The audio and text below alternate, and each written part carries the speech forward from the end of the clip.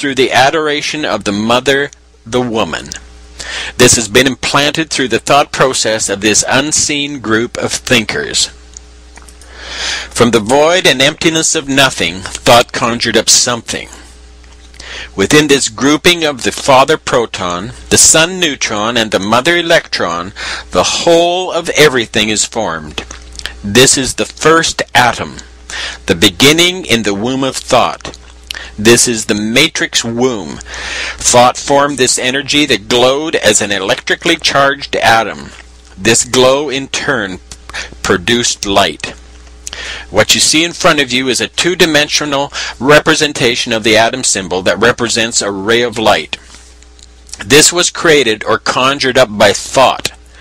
Thought is the Egyptian god Thoth, the creator of almost every activity known to man. Thought is spelled T-H-O-T-H. This god is responsible for the alphabet, writing, speaking, the sciences, religion, you name it, and thought is responsible for it. The Egyptians credited thought with the words of science, religion, philosophy, and magic.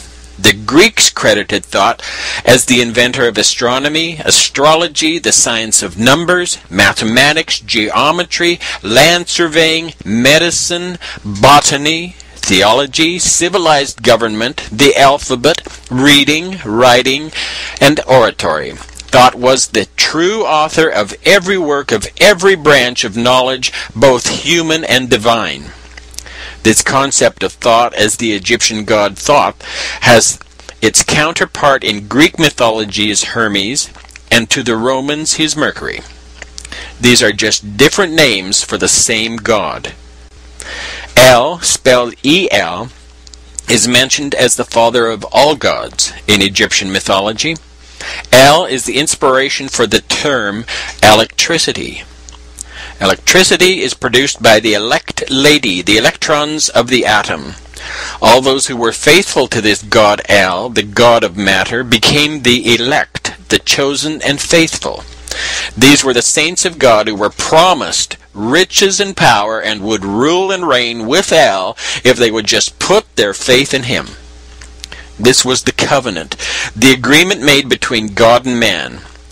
This covenant was kept in an ark, the Ark of the Covenant. The ark is the electrical arcing characteristic of electricity. If anyone touched the ark other than the high priest, they would be struck dead. El is the great architect of the universe, the creator god, the bringer of light. The word architect is again referring to the arcing ability of electricity and the manipulating aspect of light as it conjures up everything that it's able to be thought up. As demonstrated, everything in this three-dimensional existence is the result of thought. Thought was inspired by El, the father of all gods. Everything we see is of thought or light. The atom symbol formed by thought is another Egyptian god called Atum. Atum is spelled A-T-U-M and was called the complete one, the finisher of the earth. Atum was the one who returned to the watery chaos at the end of the creative cycle. Remember this characteristic about Atum. He's the one who returns to watery chaos at the end of the creative cycle. This is a major subliminal message established thousands of years ago. To understand the significance of this statement, read the information presented on the companion blog site to this video. The interconnection to the global warming scenario is presented at length. The address is illuminatimatrix.wordpress.com or go to briankemela.com and click on Illuminati Matrix. This is the first man, woman, the first Adam. Adam and Eve are the names given to the two reproductive characteristics of the atom and the light. Adam refers to the atom form, and Eve refers to the light emanating from that form. Eve is the dawning of creation, the coming of the light. Eve is likewise the evening, the end of the light. This symbolizes the beginning and the end, the Alpha and the Omega, of the bringer of light. Adam and Eve together are symbolic names for the electrically charged atom symbol, which in turn symbolize the light bringer, the bright morning and evening stars. Together they represent the creator of light, the creator god called Lucifer, who is the light bringer.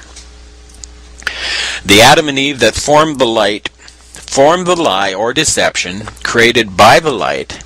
The light is the lie. This lie is the eye of the illuminated ones or the enlightened ones.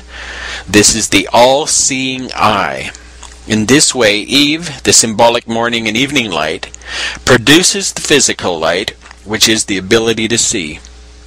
The ability to see in this three-dimensional existence is produced by the electricity contained within the atom. We are further told that Thoth gave birth to Nefertum.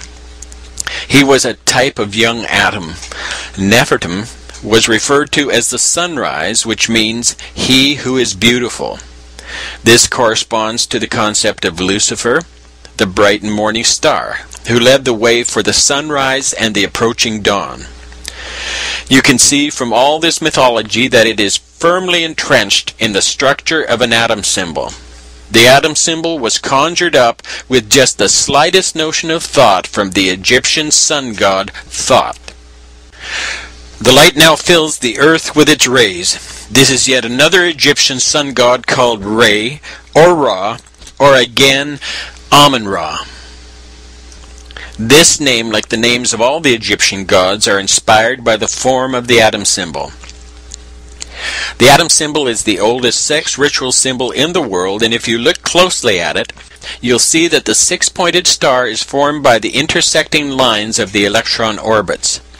The six-pointed star is also referred to as the oldest sex ritual symbol in the world.